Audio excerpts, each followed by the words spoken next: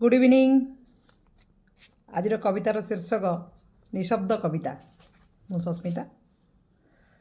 आज कविता निशब्द कविता।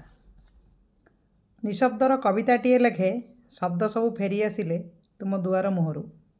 निशब्दर कविताटीए लेखे शब्द सब फेरी आसिले तुम दुआर मुहरु। दरजा तुमर बंद थाई पारे तुम अजाणतारे। शब्द माने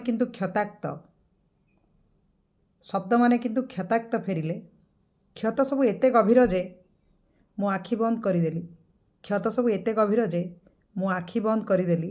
आउ पण कली लेखिबिनी शब्दर कविता। लेखिबिनी शब्दर कविता। आंजुला आंजुला शब्द सब बिंची होई पड़िछि मो घर सारा।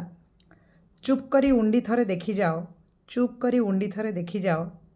शुणी तो पारिबनी केवल अनुभव करि परिबो मो हृदयर शून्यता। केवल अनुभव करि परिबो मो हृदयर शून्यता। कवितार शीर्षक निशब्द कविता।